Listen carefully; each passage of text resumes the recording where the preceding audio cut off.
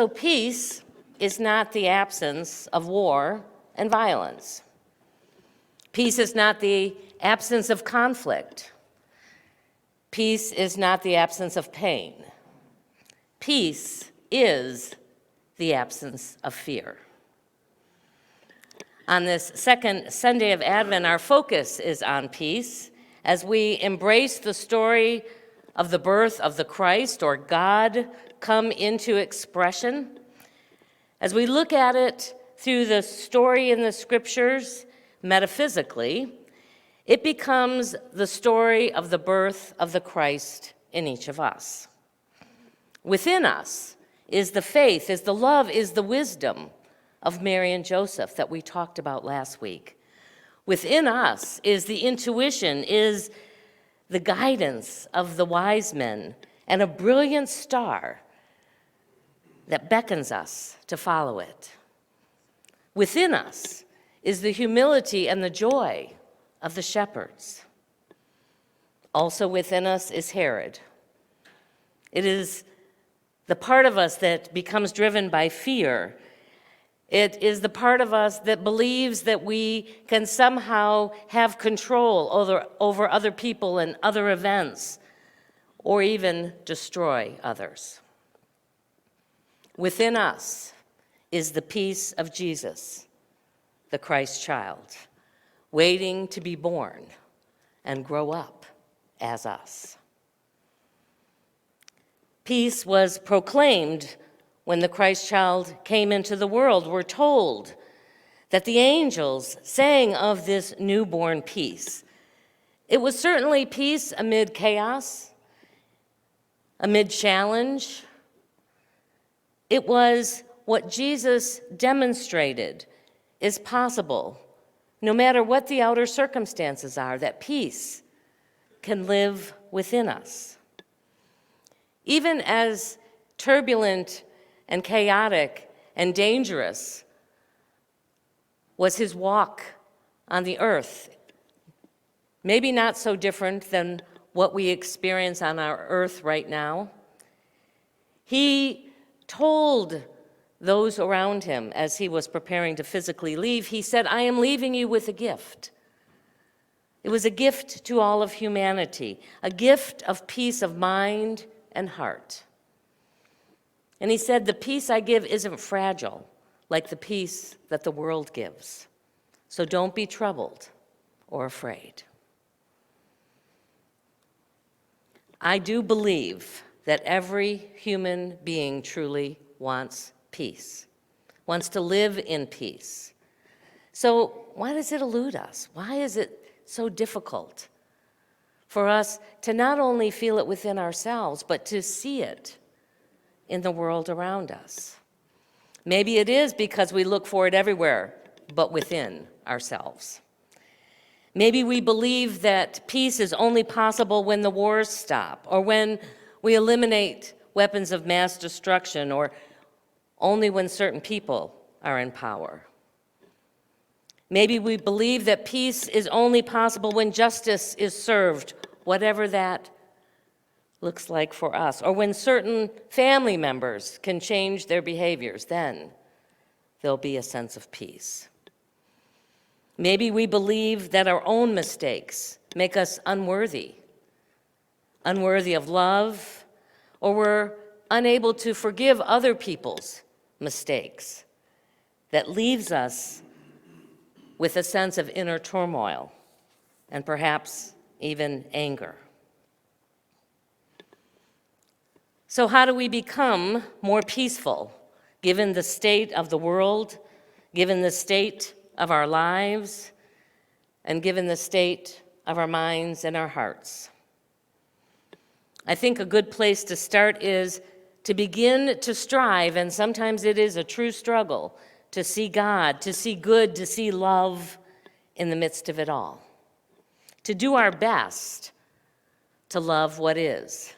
You know, it seems counterintuitive to love the things that we really dislike, or perhaps at an even more visceral level could say that we hate. But to find and be able to love what is counterintuitively brings a sense of peace. Even the stuff that annoys us, the stuff that frightens us, worries us, angers us, saddens us, to love even that. Several years ago, I read a story by a priest named Tom Baker, and he wrote this. He said, "I've had one miracle attributed to me. I don't actually think I performed the miracle, but as I say, it was attributed to me. It happened in my second year as a priest at a midnight mass on Christmas Eve. I was giving my sermon, and a baby began to cry. Now, usually when this happens, I would just try and ignore that excess noise or maybe talk a little louder so that I could be heard over the crying. And the mother would get the hint and take the baby and leave the room. Yet this night, the church was packed, and the mother and her baby were in the middle of a long row of people with nowhere to go. The child, he describes, was loud. So he said, I just took a moment and I stopped, and remembering that it was Christmas Eve, was called to speak these words. He says, tonight, I love the crying of this child. It reminds me that 2,000 years ago, the crying of a child was the voice of God. Maybe it still is. And just like that, he said, the child stopped crying. And there was a hush that fell over the church. It was just beyond that place of quiet. It was the feel of people listening to the silence. And then after a moment, the people started laughing and proclaimed it was a miracle. He goes on to finish by saying, but I remember most the hush, that moment of the hush, the moment so quiet and bright and brilliant that you might actually hear the music and the light and appreciate the voice of God in the cry of a child. What he discovered that night and what we are invited to discover, perhaps in a deeper way, is that loving what is invokes the gift of peace within us. So I want to invite you now to take a moment and see if you can get to that place where there is the hush in your own mind and in your own heart, so that you can hear that voice of God crying out to you as we move into a time of meditation. So just wherever you are right now, just set aside anything you might be holding on to, either physically or in mind and in heart. Just let it all go. You might want to close your eyes or just focus on some point in the room and become aware of your breath. And with every in-breath, imagine that you are actually breathing in the very breath of God's love, of God's peace. And as you let that breath go, let go of anything that is unlike that. All the to-dos and the busyness, all the celebrations and the parties, just let them go for this moment. And just for this next minute or so, as you notice that breath coming in, let the words peace come across your mind and your heart. And as you let that breath go, breathe out with the words, be still. Breathe in peace and be still. Peace. Be still. And if other thoughts come, and they likely will, don't stop to judge them or ponder them. Simply let them float by and refocus Breathing in peace. Be still.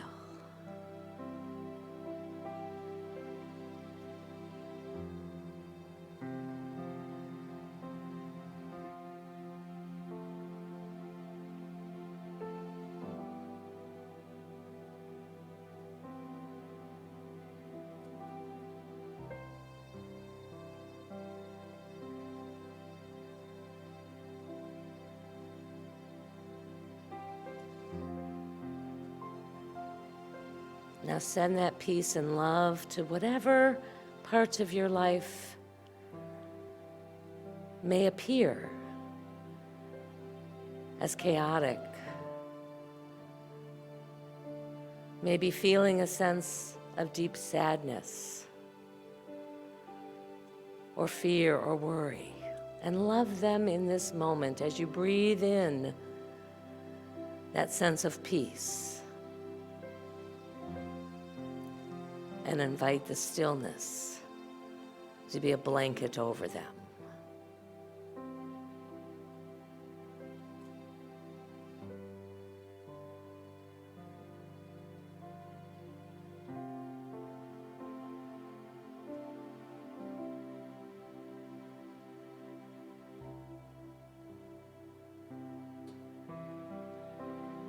One last deep breath in with me, peace, filling your whole being and radiating out into this room, into this community and beyond. Feeling that stillness settling in, just as it was the night that the Christ was born.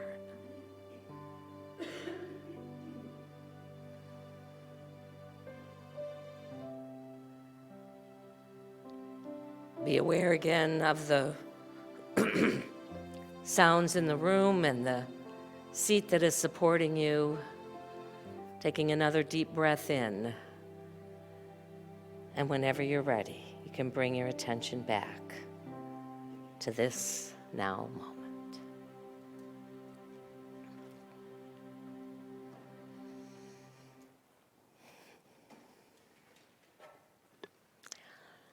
Well, what I've discovered is that peace is not something that comes naturally to our own human nature. In fact, it only seems to come when we can tap in to that Christ within us, to that place where God is alive within us. In this year's Advent booklet, Reverend Teresa Burton reminds us that peace, like every other aspect of spiritual living, is an inside job. It's also a crucial aspect of the Advent journey. This journey to bring Christ into the world calls us to first shut out the noise and the distractions that pull our attention away from our heart's wisdom, that inner voice that reminds us that we are divine beings. So I want to ask you today, how many of you truly believe that you are a divine being, that you are a spiritual being having a human experience? Just by a show of hands, and if you're out there on the interweb, you can give me a thumbs up or a yes. Most of us have come, at least on some level, to understand that. And in the times that we can truly live from that awareness, inner peace is possible even when the winds of conflict and pain and even death swirl around you like a hurricane. Jesus demonstrated that it's possible to live from that center of peace, that eye of the storm. You know, in the hurricane, there was one spot there that is calm as the winds swirl around at hundreds of miles an hour, where there is that sense of peace always. You know, one of my favorite places where I have experienced a spiritual rebirth and felt a sense of peace that kind of passes all understanding, it's not really even describable, is at the Peace Chapel in Unity Village. I've had a few encounters there. Normally, I come in a high state of angst and looking to find that sense of peace. And on the main wall of this Peace Chapel, which is open 24/7, there is a painting, and it is the scripture that says, "Peace, be still." That, and what, you got that picture, Nick? Did you already show it? Oh, nope, there it is. Looks just like that up on the wall. It's beautiful.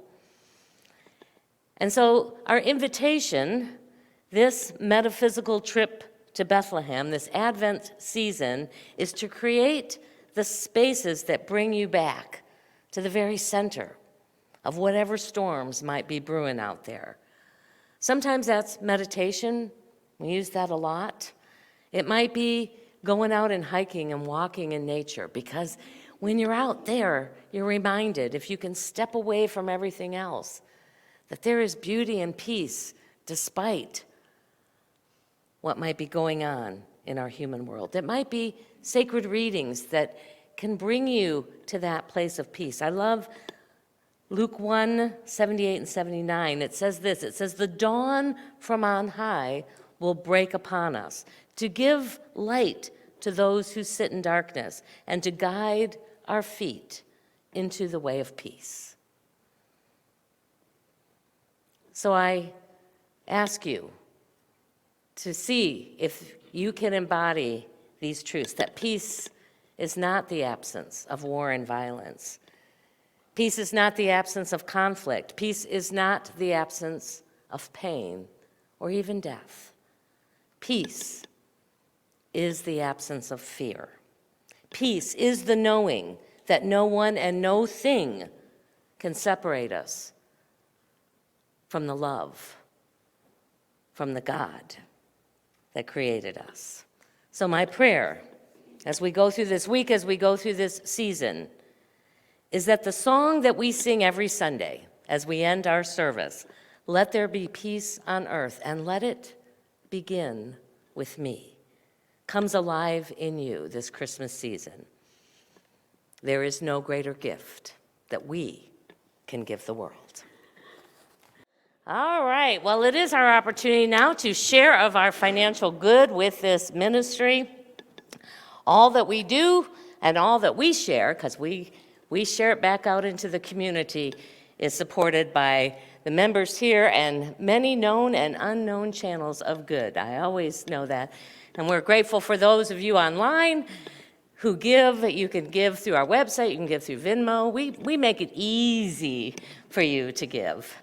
However you are choosing to share today, we just invite you to come up, even if you give electronically, and add your card or put your hand over it and add your energy to the flow of the abundance in and through this ministry, and then receive an affirmation to bless you this week. So let us take what we offer today into our hands and into our hearts and bless it together. Divine love, through me, blesses and multiplies all that I have, all that I give, and all that I receive. Thank you, Father, Mother God. All right, so why don't we all stand up, we'll join hands, and let's do our peace song together.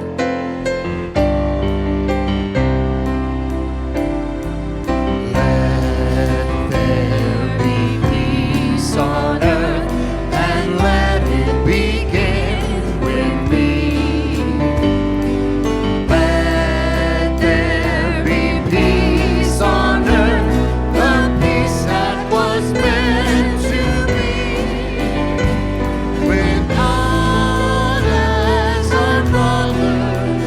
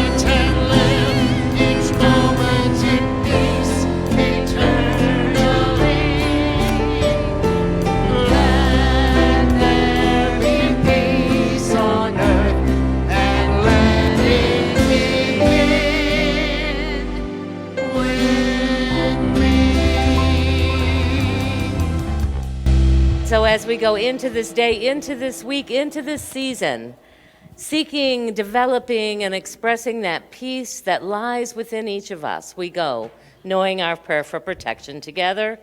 The light of God surrounds us. I am the light of God. The love of God enfolds us. I am the love of God. The power of God protects us. I am the power of God. The presence of God watches over us. I am the presence of God. Wherever we are, God is, and all is well.